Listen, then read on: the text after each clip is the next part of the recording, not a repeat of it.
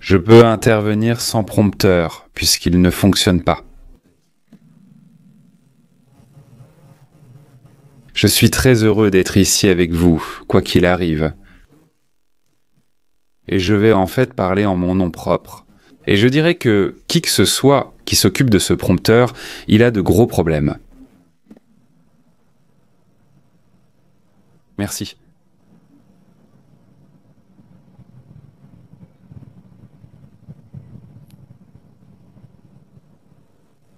Bonjour, Madame la Première.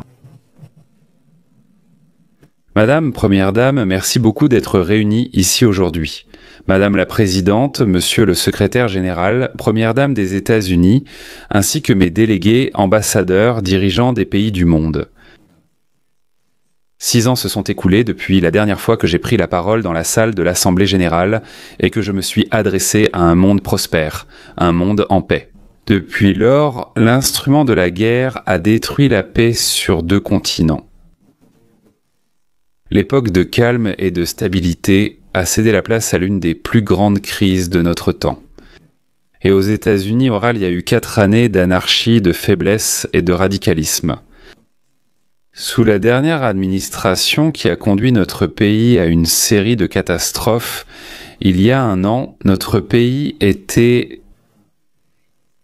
Elle rencontrait d'énormes problèmes, dans de graves difficultés. Aujourd'hui, mon administration a fait de nous l'un des pays les plus puissants du monde. Et il n'y a pas d'autre pays qui puisse même se comparer à nous. La bénédiction de l'Amérique, c'est une économie solide, des frontières sûres, une armée forte, une amitié fiable et un esprit des plus puissants.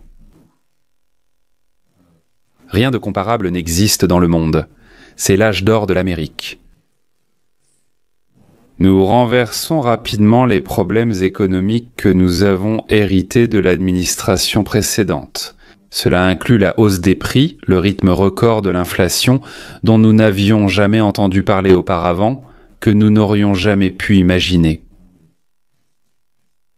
La croissance, en termes le prix de l'essence a baissé, ses prix eux-mêmes ont diminué, le coût des prêts hypothécaires a également baissé, l'inflation a été maîtrisée. Sous-titre Dimatorzoc, sous-titre Dimatorzoc. Le seul problème qui subsiste, ce sont les prix boursiers, qui continuent d'augmenter. Ils ont été multipliés par plusieurs au cours des dernières années. La production augmente, elle prospère littéralement. Comme je l'ai déjà dit, les bourses se portent mieux que jamais. D'ailleurs, presque tout le monde profite de ces avantages. Et surtout, les salaires augmentent à leur rythme le plus élevé depuis près de 60 ans. Voilà le point, c'est ça le plus important, n'est-ce pas? En 4 ans, sous le président Biden, nous avons eu moins de 1000 milliards de dollars de nouveaux investissements, des investissements aux États-Unis. En seulement 8 mois depuis que je suis arrivé au pouvoir, nous avons obtenu des engagements et déjà versé des fonds à hauteur de 17 000 milliards de dollars. Pensez-y, en 4 ans, moins de 1000 milliards, mais en 8 mois, plus de 17 000 milliards de dollars sont concernés. Tout cela est investi aux États-Unis et maintenant cet argent provient de toutes les régions du monde. Nous avons réalisé les plus grandes réductions d'impôts de l'histoire américaine ainsi que la plus grande réduction de la bureaucratie et de la réglementation de l'histoire des États-Unis. Et maintenant, nous avons l'un des meilleurs pays pour faire des affaires et entreprendre. Beaucoup de personnes dans cette salle investissent justement en Amérique et il semble que ce soit d'excellents investissements, n'est-ce pas? Pour ces 8 mois...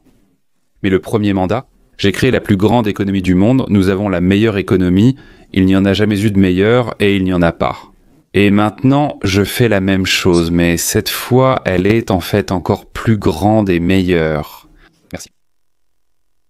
Les indicateurs transforment ce que nous avons planifié pour nous-mêmes, ce que nous avons décidé. Notre premier mandat à la frontière sud, nous avons réussi à repousser l'invasion de notre pays. Au cours du 4e mois, le nombre d'étrangers illégaux acceptés dans notre pays a diminué. Merci, cela fait 0. C'est difficile à croire, mais néanmoins, il suffit de se rappeler ce qui s'est passé il y a 1 an. Il s'agissait de millions de personnes qui entraient dans notre pays depuis tous les pays du monde, depuis les prisons, depuis tous les hôpitaux. Les trafiquants de drogue, ils venaient arriver du monde entier, entraient littéralement dans notre pays.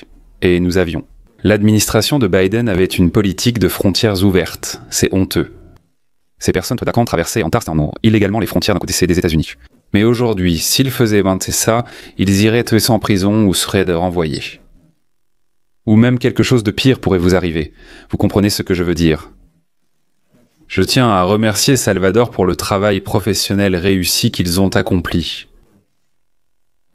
En arrêtant et en envoyant en prison les criminels qui se trouvaient sur le territoire de notre pays sous l'administration précédente, le nombre est devenu un record. Nous avons réussi à tous les expulser, nous n'avions pas le choix. Les autres pays n'ont pas non plus le choix, car ils se trouvent dans la même situation avec la migration. Elle détruit vos pays et il faut faire quelque chose à ce sujet. Sur la scène internationale, l'Amérique retrouve le respect. Cela n'est jamais arrivé auparavant, pas à une telle échelle. Réfléchissez-y, il y a 2 ans, 3 ans, 4 ans, ou même il y a 1 an seulement, on se moquait de nous, on nous ridiculisait partout dans le monde. Lors du sommet de l'OTAN en juin, presque tous les membres ont officiellement accepté, à ma demande, d'augmenter les dépenses de défense de 2% à 5% du produit intérieur brut. Notre alliance sera encore plus forte et puissante. En mai, j'ai visité le Moyen-Orient, retrouvé mes amis et rétabli notre partenariat dans le Golfe Persique, renouant d'importantes relations avec l'Arabie Saoudite, le Qatar, les Émirats Arabes Unis et d'autres pays. Nos relations avec eux sont désormais plus étroites. Mon administration a mené des négociations sur des accords commerciaux historiques, notamment avec le Royaume-Uni, l'Union européenne, le Japon, la Corée du Sud, le Vietnam, l'Indonésie, les Philippines et la Malaisie, et de très nombreux autres pays. De plus, en seulement 7 mois, j'ai mis fin à 7 guerres sans fin. On disait qu'elles étaient sans fin, qu'il était impossible de les régler. Certaines ont duré 31 ans, 2 conflits ont duré 31 ans, un autre a duré 36 ans, un autre encore 28 ans. J'ai mis fin à 7 guerres.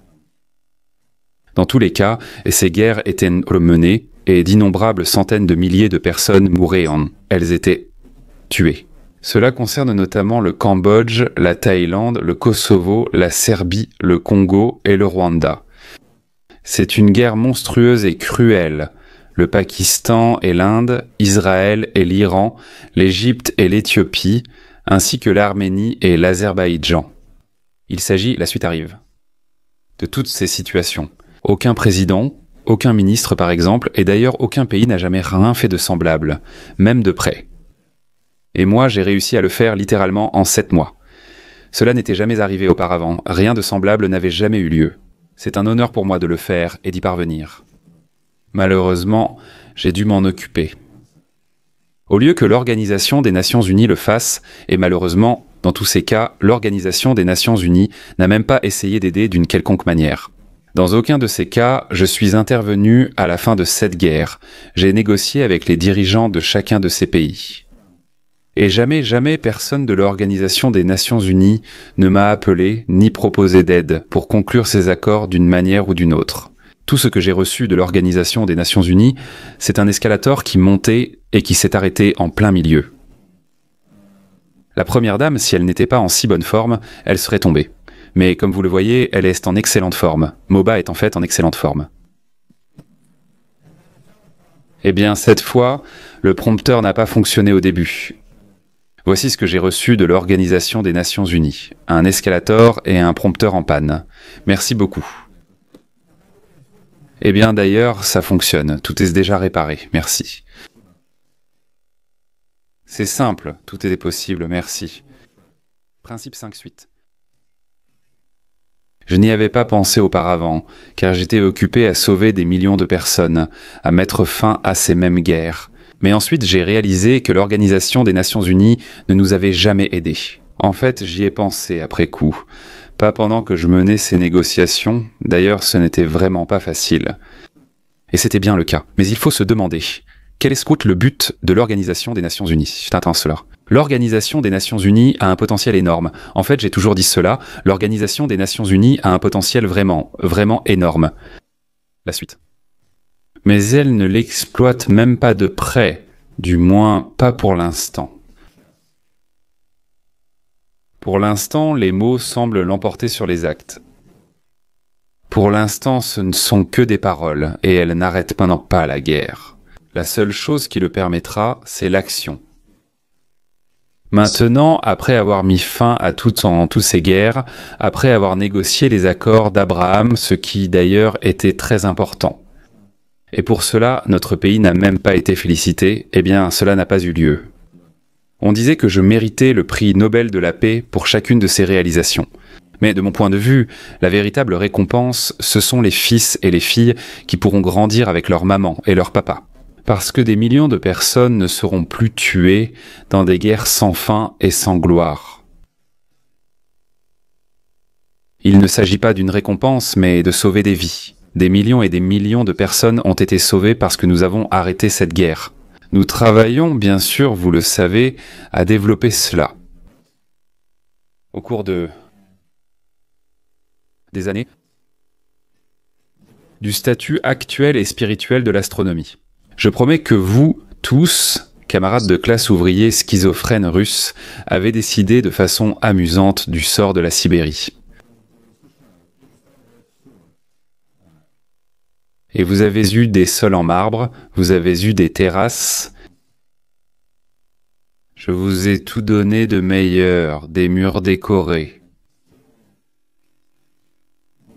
Mais il a été décidé d'aller dans une autre direction.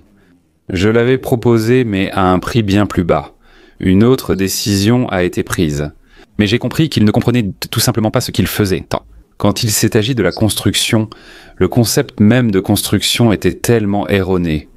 Ce qu'on proposait de construire était si cher et si peu pratique, cela coûtait une fortune. Et voilà ce qui se passe, au final. En fait, d'énormes sommes d'argent, entre 2 et 4 milliards de dollars américains, ont été dépensés pour la construction. Finalement, il n'y avait même pas de sol en marbre comme promis. Autant que je sache, si l'on regarde le bâtiment, on peut même rester coincé à l'intérieur sur l'escalator, le travail n'est pas encore terminé, toutes les rénovations ne sont pas finies. Et tant d'années se sont écoulées. Le projet était tellement corrompu que le Congrès a convoqué une audition à cause du grand gaspillage de fonds. Personne ne comprenait vraiment à quoi servait cet argent ni quel était le montant final. De 2 à 4 milliards de dollars comparé à 500 millions que je proposais. Mais dans tous les cas, cela coûtait une somme énorme. Malheureusement, beaucoup de choses à l'Organisation des Nations Unies se passent exactement de cette façon. Ou même à une bien plus grande échelle. C'est vraiment regrettable à voir. On ignore s'il peut jouer un rôle majeur. Je suis venu ici aujourd'hui pour offrir l'amitié à l'Amérique, le leadership de l'Amérique, à tout pays de cette assemblée qui souhaiterait nous rejoindre. Et assurer un monde plus sûr et plus prospère pour nous tous. Un monde qui sera bien plus heureux, qui aura un avenir bien meilleur que ce que nous pouvons envisager aujourd'hui. Nous devons abandonner les approches passées qui ont échoué et unir nos efforts contre les plus grandes menaces de l'histoire.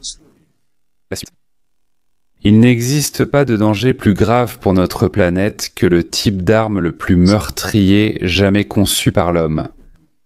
Comme vous le savez, les États-Unis en ont beaucoup. Lors de son premier mandat, j'ai tout fait pour contenir ces menaces, c'était ma priorité principale. Nous avons commencé par l'Iran. Ma position est un point très simple.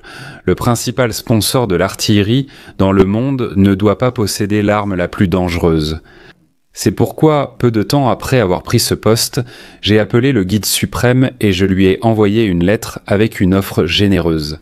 J'ai exprimé mon engagement, ma volonté de coopérer et d'échanger, à condition que le programme nucléaire de l'Iran soit suspendu. La réponse du régime a été de continuer à menacer ses voisins et les intérêts des États-Unis dans toute la région.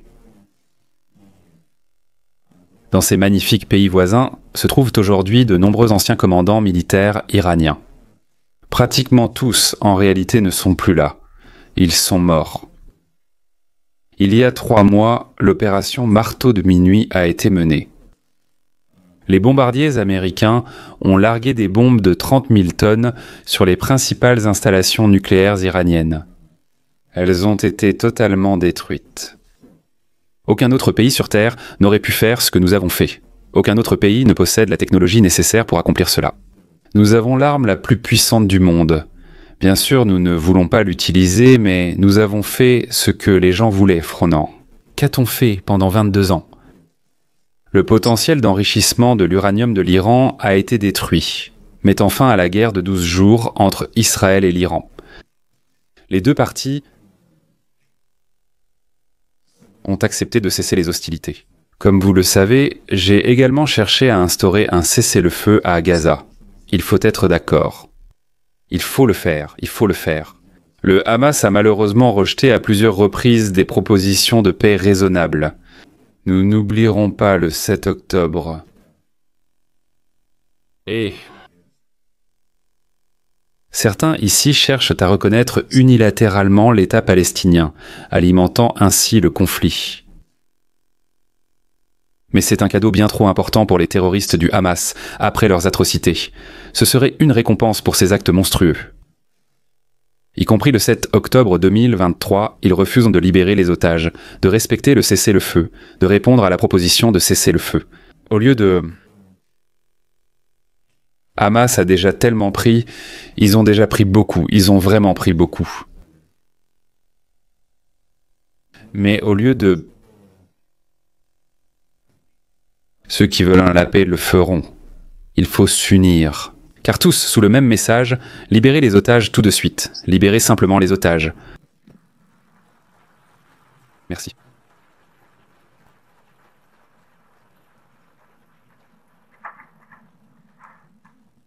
Merci, merci. Nous devons nous unir, nous allons le faire, nous allons atteindre notre objectif. Nous devons arrêter la guerre à Gaza, il faut le faire immédiatement. Il faut y parvenir, il faut engager des négociations, il faut obtenir une paix immédiate. Il faut ramener les otages à la maison.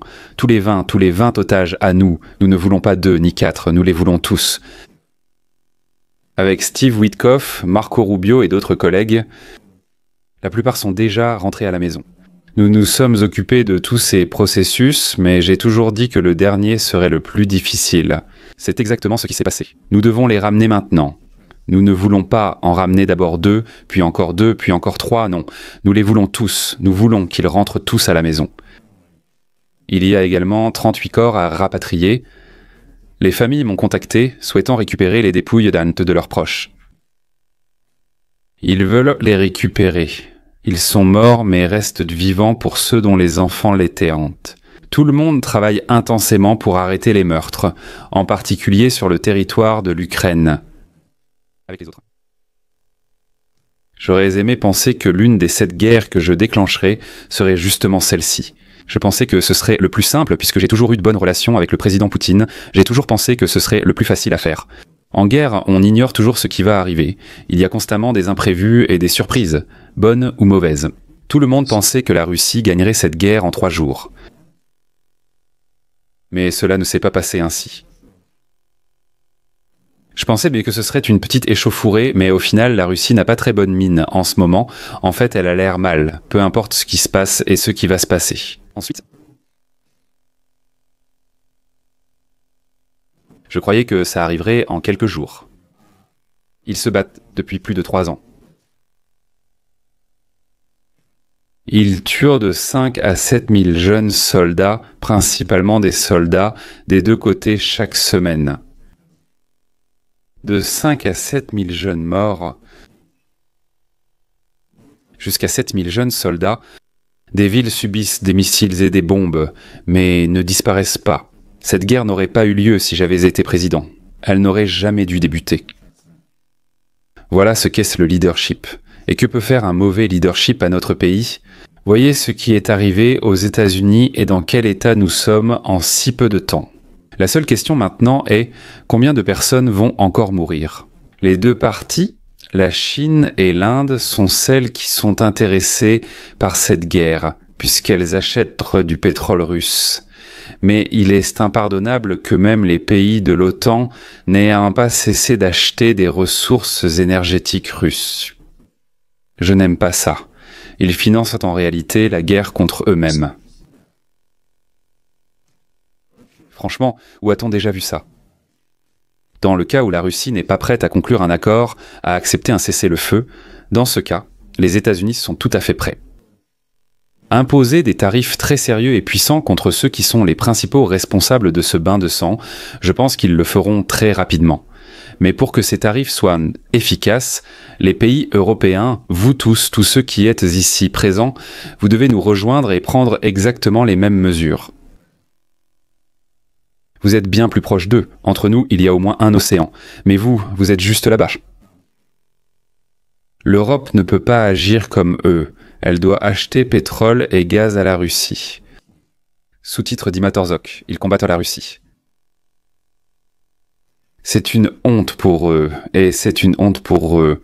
Quand je l'ai appris, j'ai été choqué.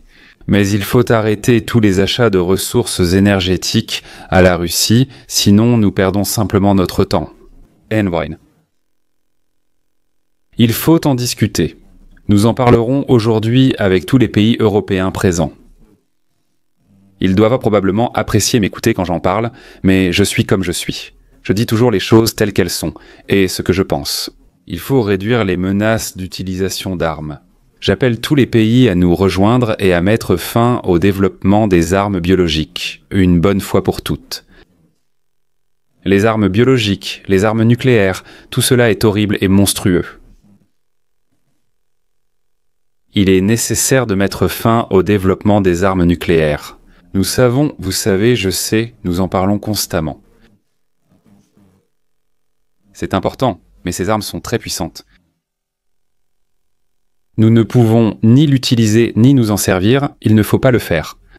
Parce que si cela arrive, le monde prendra simplement fin. Il n'y aura plus d'organisation des Nations Unies où l'on pourrait en discuter, il n'y aura plus rien. Il y a quelques années, des expériences imprudentes ont conduit à une pandémie mondiale. Mais malgré cette catastrophe, de nombreux pays continuent des recherches risquées sur les armes biologiques. Ils produisent des agents pathogènes créés par l'homme. D'ailleurs, c'est absolument dangereux, incroyablement dangereux. Et aujourd'hui, je déclare que mon administration va diriger les efforts internationaux pour appliquer la Convention sur les armes biologiques est nécessaire. Et nous, avec les dirigeants du monde, allons chercher à mettre en place un système de vérification basé sur l'intelligence artificielle auquel tout le monde peut faire confiance. J'espère que l'Organisation des Nations Unies pourra jouer ici un rôle constructif. Suite de 1. Nous espérons réaliser ce projet avec l'aide de l'intelligence artificielle. Beaucoup disent bon temps que cela pourrait devenir l'une des plus grandes réalisations, mais cela pourrait aussi être dangereux. Cela peut être à la fois un immense bienfait et un grand danger. Il faut y réfléchir. Non seulement l'Organisation des Nations Unies ne résout pas les problèmes qu'elle devrait résoudre, mais souvent elle crée de nouveaux problèmes que nous devons régler. Un exemple frappant en est la principale question politique de notre époque, la crise de la migration incontrôlée. Elle est incontrôlée, vos pays sont détruits. L'Organisation des Nations Unies finance en réalité l'attaque et le siège de ces pays européens. C'est un jeu. En 2004, l'Organisation des Nations Unies a financé une aide d'un montant de 372 millions de dollars pour environ 626 000 immigrants qui se dirigeaient vers les États-Unis. Réfléchissez-y, l'Organisation des Nations Unies aide des personnes qui pénètrent illégalement sur le territoire des États-Unis. Les États-Unis, puis c'est à nous de les expulser avec l'aide de l'Organisation des Nations Unies. Elle fournit également de la nourriture, un abri, un logement et des cartes de débit à ces migrants illégaux pour qu'ils franchissent notre frontière sud et viennent aux États-Unis. Des millions sont entrés par la frontière sud. Il y a littéralement un an, des millions et des millions de personnes entrées simplement sans aucun contrôle. De plus, il y a eu des millions de personnes pendant ces 3 années sous l'administration incompétente de Biden. Et maintenant, nous avons complètement arrêté cela. En fait, ils ne sont plus là-bas. Ils savent qu'ils ne pourront pas passer par la frontière sud. Mais ce qui s'est passé, c'est totalement inacceptable. L'Organisation des Nations Unies doit arrêter les invasions, pas les encourager ni les financer. Et les États-Unis rejettent l'idée qu'un grand nombre de personnes venues de l'étranger puissent voyager librement à travers le monde, sans aucun contrôle. Violer nos frontières, porter atteinte à notre souveraineté, commettre des crimes sans contrôle et profiter de nos systèmes de protection sociale sans aucune limite. Nous avons réaffirmé que l'Amérique appartient aux Américains. J'appelle tous les pays à protéger également leurs citoyens. Vous devez le faire car... Je ne vise personne en particulier, mais je vous vois tous. Vos pays sont tout simplement détruits. L'Europe a d'énormes problèmes. L'Europe est envahie par des migrants illégaux, et cela n'a jamais eu lieu à une telle échelle auparavant. Un grand nombre de personnes arrivent en Europe, et personne n'agit pour changer ou expulser ces gens. Mais ce n'est pas rationnel. Et puisque vous choisissez le politiquement correct, vous ne faites absolument rien pour gérer cela. Et ici, je dois dire, prenons Londres par exemple. Là-bas, il y a un maire monstrueux, tout simplement monstrueux. Il a tellement changé. Londres a tellement changé. Maintenant, il parle de la charia. Eh bien, c'est un tout autre pays maintenant. On ne peut pas faire ça. L'immigration des énergies suicidaires, ce sera la mort de l'Europe de l'Ouest si on ne fait rien tout de suite. Si on ne fait rien, cela ne mènera à rien. Le monde est beau car chaque pays est unique. Chaque État souverain doit avoir le droit de contrôler ses frontières. Vous avez le droit de le faire, de contrôler vos frontières. Comme nous le faisons actuellement chez nous, en limitant le nombre de migrants qui entrent dans vos pays, pour lesquels peinent les gens, les citoyens de ces pays, pour qui ce pays a été créé à l'époque. Ils ont investi leur sang, sueur, larmes et argent dans ces pays qui sont désormais détruits. Les pays fiers doivent avoir la possibilité de protéger leur peuple, leurs citoyens, de ne pas laisser leur pays être surpeuplé par des personnes qui n'y ont jamais vécu, qui ont d'autres coutumes, d'autres habitudes, d'autres religions, tout est différent. Les migrants enfreignent les lois, déposent de fausses demandes d'asile, revendiquent le statut de migrant pour des raisons non fondées et dans de nombreux cas, ils doivent être immédiatement renvoyés chez eux. Nous avons bien sûr toujours un grand cœur, il y a de la place pour beaucoup de gens, nous éprouvons de la compassion. Mais nous devons résoudre les problèmes. Ces problèmes doivent être résolus dans leur pays, pas chez nous. Nous aidons de nombreux pays, évidemment. Beaucoup ne peuvent non plus envoyer leurs gens maintenant. Avant, ils nous envoyaient littéralement des colonnes entières, par dizaines de milliers. Ces colonnes de personnes entraient dans notre pays sans contrôle ni vérification, absolument aucune. Eh bien, cela n'arrive plus maintenant. Selon les données du Conseil de l'Europe, en 2024, environ 50% des personnes condamnées dans les prisons allemandes sont des citoyens étrangers migrants. En Autriche, ce chiffre atteint même 53% des condamnés en prison.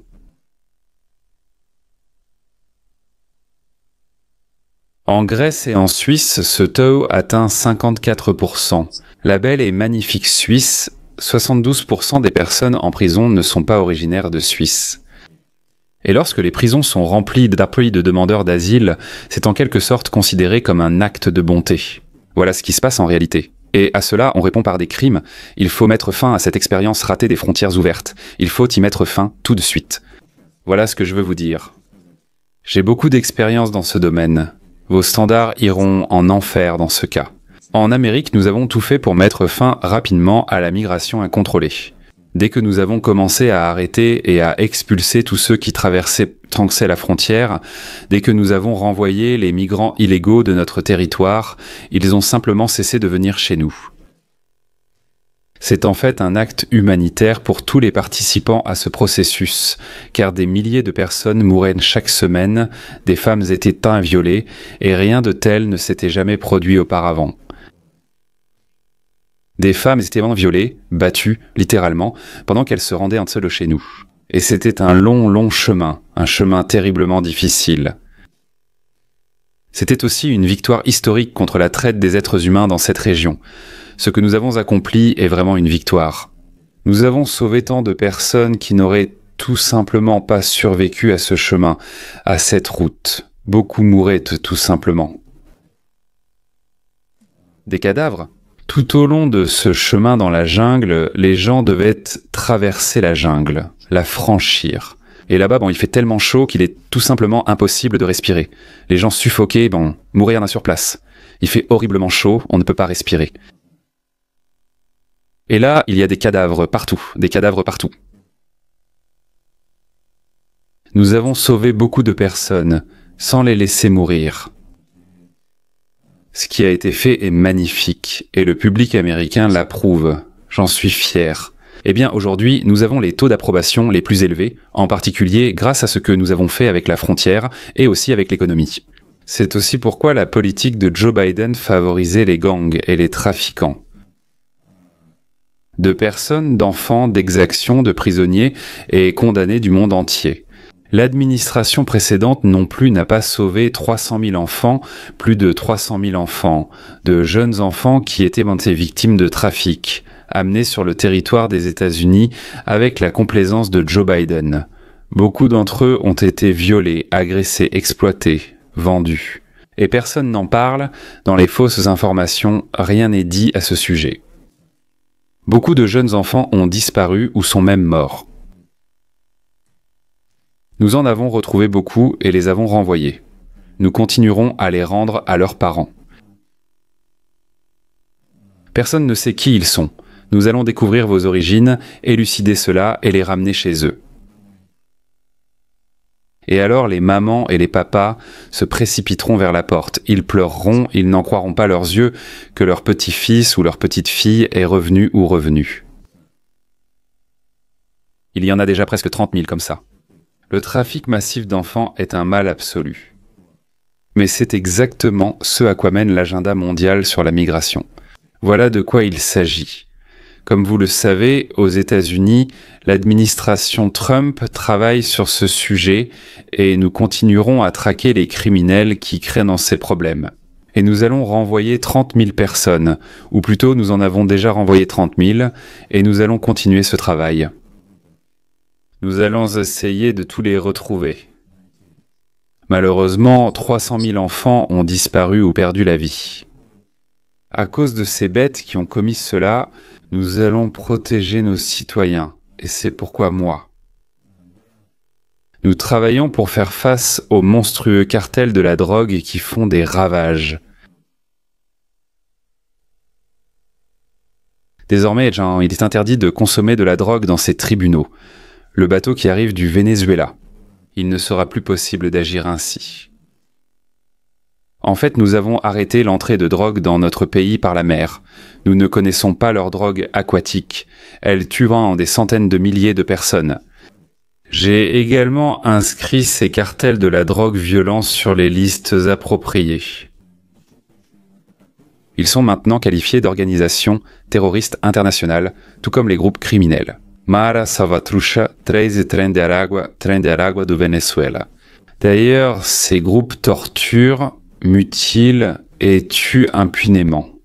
Ce sont des ennemis de toute l'humanité. C'est précisément pour cette raison que nous avons commencé à utiliser le pouvoir suprême de l'armée américaine afin de éliminer les groupes terroristes et le réseau de contrebande au Venezuela sous la direction de Nicolás Maduro. À tous les terroristes qui essaient de pénétrer sur le territoire des États-Unis ou de faire quoi que ce soit d'autre, je vous demande de le savoir. Nous vous détruirons. Nous n'avons pas d'autre choix. Nous le ferons sans aucun doute. Cela n'arrivera pas. Vous n'entrerez pas chez nous. Vous ne pourrez pas nous nuire. 300 000 personnes sont mortes l'an dernier à cause du fentanyl et d'autres drogues. Chaque navire que nous pensons transporter de la drogue sera détruit. Nous ne laisserons plus cela se produire. L'énergie est un autre domaine où les États-Unis prospèrent aujourd'hui comme jamais auparavant. Nous éliminons les soi-disant points d'énergie subventionnés, à tort appelés ainsi. C'est tout simplement une farce. Elle ne fonctionne pas, elle coûte trop cher, elles ne suffisent pas à faire tourner les usines, à restaurer la grandeur de votre pays. Le vent ne souffle pas en de tels volumes. Ces éoliennes-là, c'est tout simplement ridicule. Leur entretien coûte cher, il faut les réparer en permanence, elles pourrissent. C'est l'énergie la plus chère qui ait jamais été produite. L'énergie est censée servir à gagner de l'argent, pas à en dépenser. Mais sans subvention, elle ne fonctionne pas. Alors quel est l'intérêt ? La plupart d'entre eux ont été fabriqués en Chine. Je leur accorde ce mérite, mais pourquoi les construisent-ils? Les envoient-ils ailleurs, mais ne les installent-ils pas chez eux? Ils ne les utilisent donc pratiquement pas, ils utilisent du charbon eux-mêmes, ils utilisent du gaz. Ils utilisent absolument tout ce qu'ils veulent. Mais ils n'aiment pas le vent. Par contre, ils aiment beaucoup vendre des éoliennes. Et des installations éoliennes. Le pays était au bord de la destruction à cause de l'agenda écologique. Je veux rendre hommage à l'Allemagne et attirer l'attention sur elle. L'Allemagne suit un chemin difficile, voire mauvais. Cela concerne l'énergie, la migration. En suivant la voie verte, ils vont à la faillite. Une nouvelle direction est arrivée, ils sont revenus là où ils étaient auparavant, aux combustibles fossiles, à l'énergie traditionnelle. Tout est bien meilleur maintenant. On peut le faire, ils sont revenus à ce qui existait avant, ils ont ouvert de nombreuses installations énergétiques, des sites énergétiques, des usines. Je veux rendre hommage ici, en Allemagne, pour cela. Après tout, c'est une catastrophe, ce qui s'est passé, ce qui se passe. Ils suivaient la voie verte, mais c'est une voie de faillite. C'est de cela qu'il s'agit. Oui, bien sûr, ce n'est pas politiquement correct. On va me critiquer pour avoir dit cela, mais je suis ici pour dire les choses telles qu'elles sont. Je suis à New York, je me sens beaucoup plus en sécurité maintenant. Le taux de criminalité baisse. En parlant de cela, d'ailleurs, dans Washington, District de Columbia, c'était la capitale du crime en Amérique. Maintenant, en seulement 12 jours, cette ville est devenue absolument sûre. Tout le monde va tranquillement au restaurant, dîne, vos femmes peuvent se promener dans la rue, avec vous, sans vous, peu importe. Il n'arrivera rien. Mes hommes ont fait un travail remarquable. Oui, j'ai dirigé la garde nationale, et la garde nationale a traité cette question. Ce n'est peut-être pas politiquement correct, mais nous avons expulsé 1700 criminels ou les avons incarcérés. Washington, District de Columbia. Aujourd'hui, la ville est totalement sûre. Je vous invite à venir, nous dînerons et nous promènerons ensemble. Pas besoin de véhicules blindés, nous marcherons depuis la Maison Blanche, ce sera sûr. Et, bien sûr, le pétrole et le gaz sont très importants. Aberdeen, par exemple, était autrefois la capitale pétrolière de l'Europe. D'énormes réserves y ont été découvertes, dans la mer du Nord. De grandes réserves y ont été découvertes. J'en ai parlé avec le ministre. Je lui ai dit « Vos villes sont un atout énorme ». En fait, d'énormes taxes y ont été introduites. Désormais, aucune compagnie pétrolière ne veut y entrer. Il y a encore beaucoup de pétrole qui n'a même pas encore été exploré et les réserves là-bas sont énormes. C'est un atout immense pour le Royaume-Uni. Et j'espère que le Premier ministre m'écoute en ce moment, car cela fait 3 jours de suite que je ne lui parle que de ça. Exploiter le pétrole, exploiter le pétrole. Je ne veux pas qu'il détruise l'Angleterre, l'Écosse, ces magnifiques paysages. Ils installent ces panneaux solaires et ces batteries pour détruire des terres agricoles à cause de ça. Nous ne laisserons pas cela arriver en Amérique. En 1980, le directeur du programme des Nations Unies pour l'environnement a prédit qu'en 2000, le changement climatique entraînerait une catastrophe mondiale. Il a dit que ce serait irréversible. On disait à l'Organisation des Nations Unies que ce serait un holocauste nucléaire. Et c'est ce qui est arrivé. Nous sommes là. En 1980, un représentant de l'Organisation des Nations Unies affirmait que le réchauffement climatique détruirait de nombreux pays en quelques décennies, mais cela ne s'est pas produit. Si l'on regarde quelques années en arrière, voire quelques décennies, on disait ces dernières années que le refroidissement climatique allait tuer l'humanité. Il faut faire quelque chose à ce sujet. On a ensuite évoqué le réchauffement climatique, affirmant qu'il détruirait les pays, mais maintenant il refait plus froid. Maintenant, ils n'appellent plus ça le climat, parce que c'est plus pratique ainsi. Ils évoquent avec seulement le changement climatique, que la température varie importe peu. Ce qui compte, c'est qu'il y ait c'est qu'il y ait un changement, quoi qu'il arrive. Mais c'est tout simplement une énorme escroquerie à l'échelle mondiale. Le changement climatique, peu importe ce qui va se passer, Il n'y a plus de réchauffement global ni de refroidissement global. Toutes ces prédictions, ces prévisions faites par l'Organisation des Nations Unies et beaucoup d'autres, souvent pour des raisons qui leur sont propres. Tout cela s'est avéré faux. Des gens stupides ont fait cette déclaration. Et ils n'ont pas donné aux autres pays la chance de réussir. Il faut s'éloigner de cette arnaque verte, car si cela n'arrive pas, vous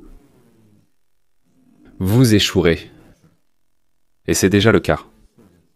Trump avait en fait raison, car à propos de tout, je veux dire, c'est vrai, je l'ai dit, et j'ai fini par avoir raison. Et je vous le dis, si vous ne vous éloignez pas de cette arnaque et de cette fraude de l'énergie verte, vous allez en souffrir. Des gens viendront chez vous, avec qui vous n'avez rien en commun. Des sociétés, vos pays échoueront. Je suis le président des États-Unis, mais je m'inquiète pour l'Europe, j'aime l'Europe, j'aime le peuple européen, et ça me fait mal de voir comment l'Europe est détruite par les questions énergétiques et migratoires. Ce monstre à deux têtes détruit tout sur son passage. Nous ne pouvons pas laisser cela se produire. Vous faites cela parce que vous voulez plaire à tout le monde, vous voulez être politiquement correct, mais ainsi vous détruisez votre héritage. Vous devez prendre le contrôle de la migration incontrôlée. Et la catastrophe énergétique qui se déroule sous vos yeux, il n'est pas encore trop tard. L'accent sur l'empreinte carbone, eh bien c'est juste une invention. Elle a été proposée par des gens aux mauvaises intentions. Et cela mène à la destruction. L'empreinte carbone, on en parlait beaucoup autrefois, il y a quelques années. Je me souviens qu'on parlait de cette empreinte carbone. Et puis, le président Obama montait à bord de l'Air Force One et ajoutait encore quelques empreintes. Imaginez, d'énormes moteurs restent dans l'atmosphère à cause de cet avion. Il parlait de l'empreinte carbone, du fait qu'il fallait faire quelque chose à ce sujet. Et puis, il est parti de Washington pour aller à Hawaï, juste pour jouer au golf. Et puis, il revenait dans ce grand et bel avion, il revenait dedans, et ensuite il en reparlait encore. Il évoquait le réchauffement climatique et l'empreinte carbone. Eh bien, c'est de l'arnaque. Et tout cela coûte énormément d'argent. Réduire l'empreinte carbone de 37%, réfléchissez-y simplement. Vous féliciter d'avoir fait cela. Oui, vous avez accompli beaucoup, fermé de nombreuses entreprises, mais l'empreinte carbone a diminué de 37%. Cependant, tous ces sacrifices et un bien plus grand encore, tout cela a été réduit à néant par une augmentation mondiale de 54%, la majorité provenant de la Chine. La plus grande partie de ce volume provient de la Chine, parmi les pays qui prospèrent également et qui représentent désormais plus de dioxyde de carbone, que les autres pays développés du monde entier. Voilà, tous ces pays travaillent d'arrache-pied sur leur empreinte carbone, mais les étourtés. Mais c'est un non-sens, c'est absurde. Et ici, aux États-Unis, nous avons toujours des écologistes radicaux qui disent qu'il faut tout arrêter. Ils veulent sûrement même tuer toutes les vaches. Ce qu'ils disent est inimaginable. Mais nous avons une frontière très très sûre, nous avons un territoire. Et si nous avons l'air le plus pur, et nous l'avons, en fait notre air est très pur. Il n'a jamais été aussi pur ces dernières années. Le souci, c'est que d'autres pays, comme la Chine. Oui, cela peut sembler désagréable, mais la Chine nous envoie son air pollué.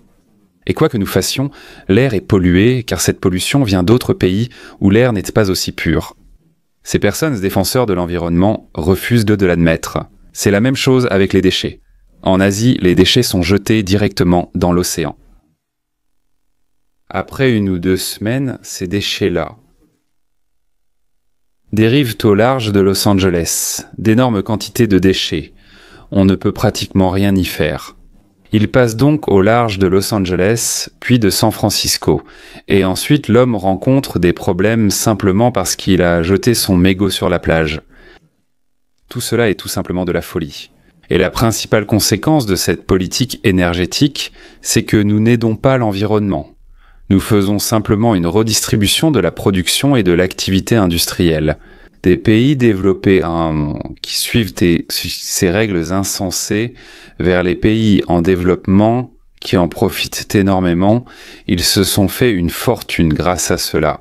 Et les factures d'électricité en Europe sont maintenant 4 à 5 fois plus élevées qu'en Chine et 2 à 3 fois plus élevées qu'aux États-Unis. Et ici, les factures d'électricité baissent. Vous avez pu le constater vous-même, n'est-ce pas? Nous avons une expression, fente. Enfonce, mon petit, fonce. C'est exactement ce que nous faisons. Les factures, comme je l'ai dit, possèdent d'électricité diminuant. En conséquence, ça marche. Les climatiseurs. Partout, mais dans ces pays-là, il n'y en a pratiquement pas, car l'électricité est très chère. 1300 personnes aux États-Unis meurent à cause de la chaleur. En Europe, il y en a beaucoup plus, car là-bas, les gens n'allument pas la climatisation. C'est trop cher. Ce n'est plus l'Europe que je connaissais, que j'aimais. Tout se fait au nom de montrer que, soi-disant, vous luttez contre cette arnaque du réchauffement climatique, et en fait, vous ne faites que vous attirer des problèmes. Et il faut absolument renoncer à cela, et il faut le faire immédiatement. C'est précisément pour cette raison que les États-Unis se sont retirés de l'accord de Paris frauduleux. Nous payons bien plus que d'autres, alors que certains, comme la Chine, ne payent rien et ne payeront rien avant 2030. En Russie, par contre, ils ont donné des normes très faciles à respecter, alors que les États-Unis devaient enfin payer des milliers de milliards de dollars.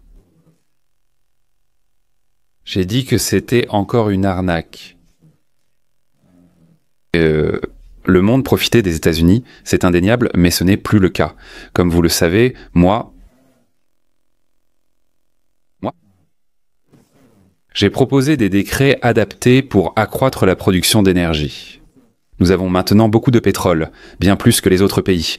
Nous avons plus de pétrole et de gaz que n'importe où ailleurs dans le monde. Et nous en avons des réserves plus importantes que partout ailleurs.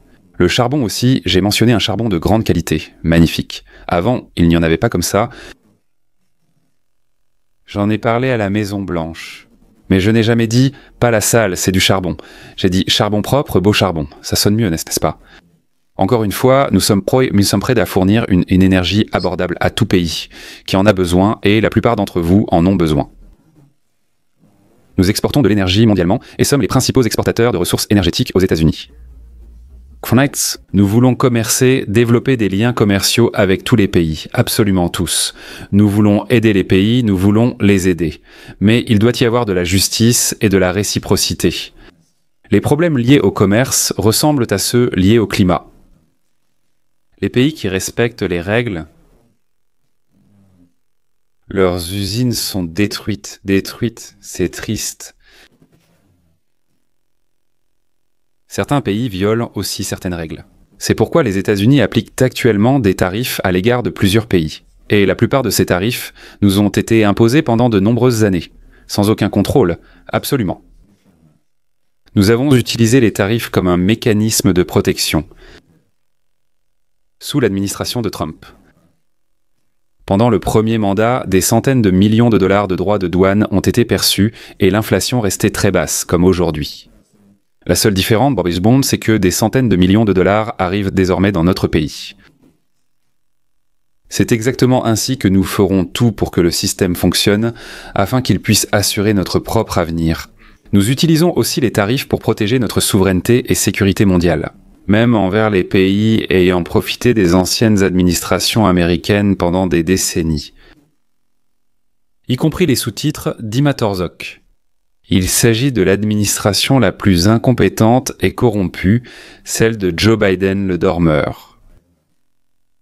Les plus grands tarifs ont été imposés au Brésil, des efforts sans précédent ont été déployés pour tenter d'intervenir dans les droits et la situation des citoyens américains. À cet égard, nous voyons une vacuanisation de la corruption judiciaire et des tentatives ciblées d'attaquer ceux qui ne plaisent pas. Je dois dire que je suis entré ici alors que le leader du Brésil partait. Arrivés au Brésil, nous nous sommes retrouvés et embrassés. La suite au prochain épisode. Je lui ai dit, imagine, dans quelques minutes, je vais dire cela. Mais nous sommes tombés d'accord pour nous revoir la semaine prochaine. Il n'y avait pas beaucoup de temps, il y avait littéralement 20 secondes. Heureusement que j'ai attendu et que nous nous sommes rencontrés. Et nous avons réussi à discuter, nous sommes tombés d'accord, nous avons convenu d'une rencontre la semaine prochaine, si ça vous intéresse en fait. Mais il est formidable en fait, il me plaît, je lui plais, et je ne fais affaire qu'avec des gens qui me plaisent. Comme vous le savez, si quelqu'un ne me plaît pas, alors il ne me plaît vraiment pas, c'est tout. Eh bien, au moins, nous avons eu 39 secondes. Il y avait une alchimie entre nous, c'est bon signe. Merci. Eh bien voilà, le Brésil, pouvez-vous le croire, a imposé un tarif illégal contre notre pays. Mais maintenant, nous avons répondu de la même manière, nous avons répondu de façon très convaincante. En tant que président, je défendrai toujours notre nation, notre souveraineté et les droits des citoyens américains. Et je regrette beaucoup d'avoir à le dire. Mais le Brésil agit mal et il continuera à avoir des difficultés. Et ils ne pourront réussir que s'ils coopèrent avec nous. L'année prochaine, les États-Unis mit Burka-Bessin. Les États-Unis célébreront le 250e anniversaire de notre indépendance historique. C'est le témoignage de la force, de la lutte accroissante, de Kraft, de la puissance, de l'esprit américain et de l'indépendance. Nous organiserons également la Coupe du Monde de la Fédération internationale de football association en 2026 et les Jeux olympiques en 2028. J'espère que vous y assisterez tous. J'espère qu'un grand nombre de personnes du monde entier participeront à ces magnifiques événements. Ce seront des événements qui mettront en avant les réalisations, les personnes et la liberté. Nous devons également réfléchir à ce que signifiait le 4 juillet 1776 lorsque nous avons créé le prix pour tous les pays. C'est en effet le jour. Les États-Unis d'Amérique sont apparus. C'est un miracle. À l'approche de cet anniversaire, j'espère que tous les pays seront encore plus prévoyants. Je prends notre exemple pour inviter tout le monde à nous rejoindre. RF Bebovic. Ces engagements envers nos valeurs, ces valeurs nous sont extrêmement chères et importantes. Protégeons la liberté d'expression et de parole, protégeons la liberté de croyance. Et cela concerne aussi, entre autres, les religions les plus persécutées, parmi lesquelles le christianisme, comme vous le savez. Et il faut défendre la souveraineté, défendre ces valeurs qui rendent nos pays uniques, remarquables et différents de tous les autres. En conclusion, je répète que l'immigration et le coût des énergies vertes aériennes détruisent d'une grande partie du monde libre et de notre planète. Les pays qui tiennent à la liberté, ils s'éteignent à cause de leur politique. Vous avez besoin de frontières sûres, vous avez besoin de sources d'énergie traditionnelles si vous voulez retrouver votre grandeur. Qu'il s'agisse du nord, sud, est ou ouest, proche ou loin. Chaque dirigeant assis ici, dans cette salle, qui représente ces pays ayant une histoire fière, un héritage, une culture qui rendent ces pays uniques, sans équivalent dans l'histoire de l'humanité. Nulle part ailleurs. De Londres à Lima, de Rome à Athènes, de Paris à Séoul, du Caire à Tokyo, d'Amsterdam à New York. Nous sommes sur les épaules de personnes, de géants, d'Atlantes, de titans, de ceux qui ont construit nos nations et pays qui nous sont chers. Avec leur expérience et leur force. Nos prédécesseurs ont conquis des montagnes, traversé des océans, des déserts, construit des avions, traversé des terres en avion.